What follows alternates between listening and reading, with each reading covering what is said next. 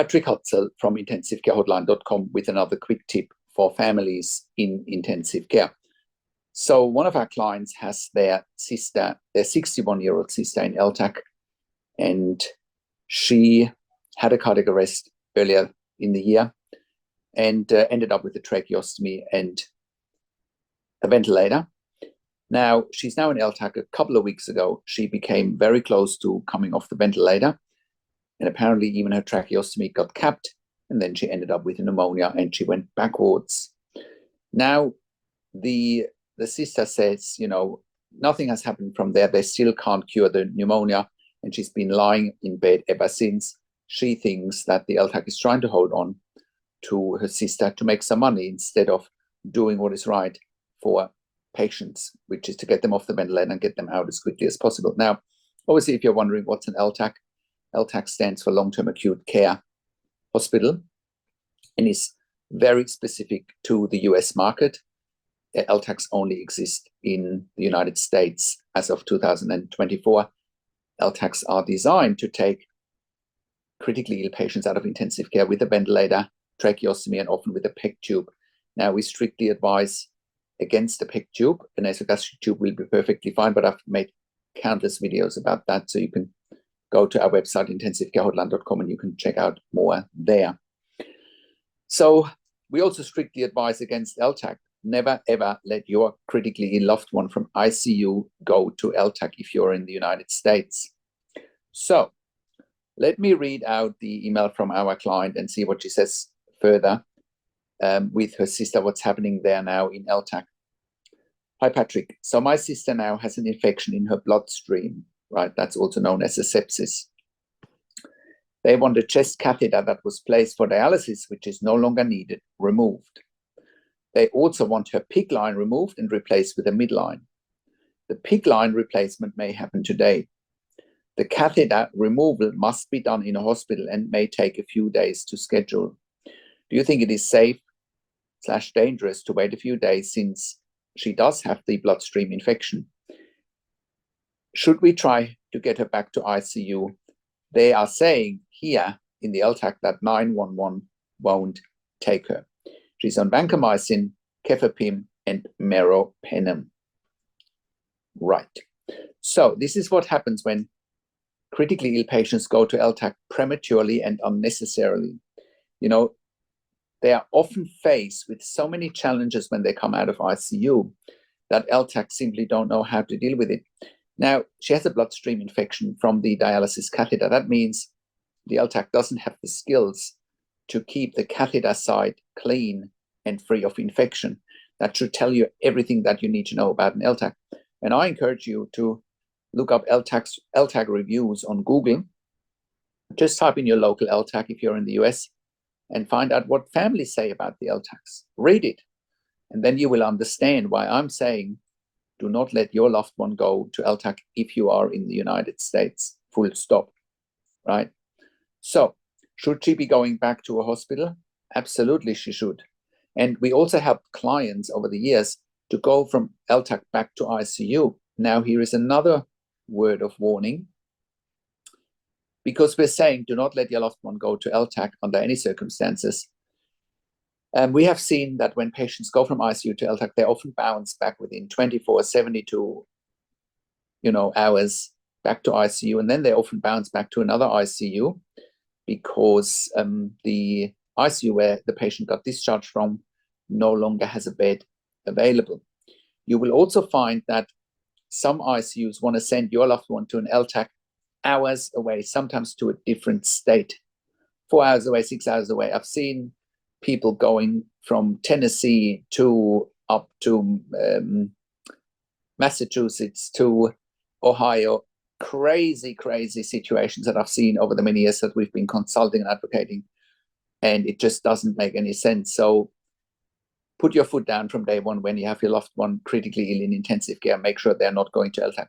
And there's proven strategies to prevent your critically ill loved one going from ICU to LTAC, right? We've helped many families preventing them from going to LTAC. And one of the ways to manage that is do not give consent to a PEG tube. If a tracheostomy is necessary, go and get a second opinion anyway. We can give you that second opinion here at intensivecare.hotline.com, because you can't just follow blindly.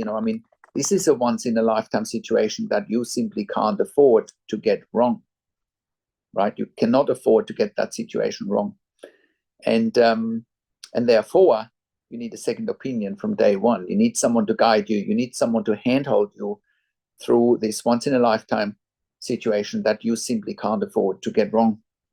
So to answer your question, and this is our client, is Dina, yes, you should take your sister back to ICU, back to a hospital, where she can actually get proper care and treatment, and where they can wean her off the ventilator for once and for all, rather than putting her in an LTAC where they don't know what they're doing. I have worked in critical care nursing for nearly 25 years in 3 different countries, where I worked as a nurse manager for over 5 years. And I've been consulting and advocating for families in intensive care since 2013 here at intensivecare.hotline.com. And I can say without the slightest hint of exaggeration that we have saved many lives here at intensivecare.hotline.com.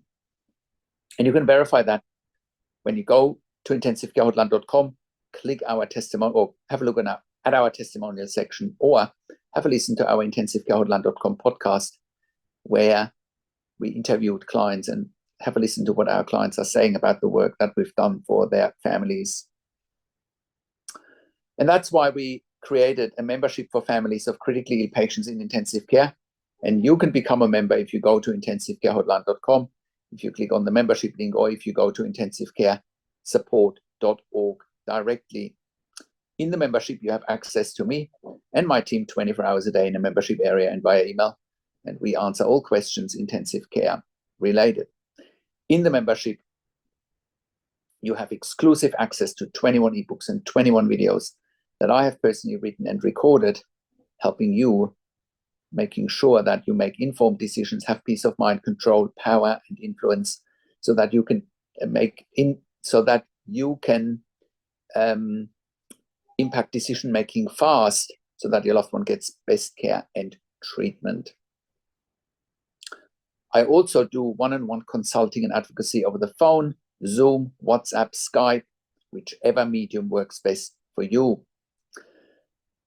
And I talk to you and your families directly. I talk and I handhold you through this once in a lifetime situation that you can't afford to get wrong. I show you what to do. I show you what questions to ask. I show you how to manage doctors and nurses in intensive care and how to manage intensive care teams.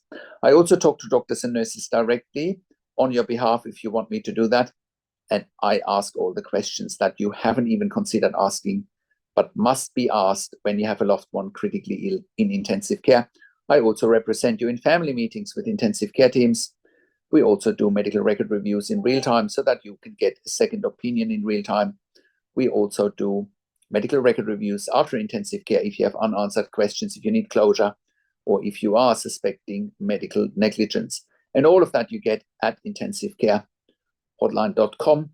Call us on one of the numbers on the top of our website, or simply send us an email to support@intensivecare.hotline.com with your questions. And if you like my videos, subscribe to my YouTube channel for regular updates for families in intensive care. Click the like button, click the notification bell, comment below what you want to see next, what questions and insights you have. Share this video with your friends and families. I also do a weekly YouTube live where I answer your questions live on a show, and you will get notification for the YouTube live if you're a subscriber to my YouTube channel, or if you are a subscriber to our email newsletter at intensivecare.hotline.com. And if you want your question or email read out quickly and get it answered here quickly within 48 hours, I encourage you to make a donation here at the super chat button on YouTube, and I will answer your question, make a tailor-made video just for you. And if you want to support our work, leave a donation and support our work that we are doing here. We really appreciate it. Now, thank you so much for watching.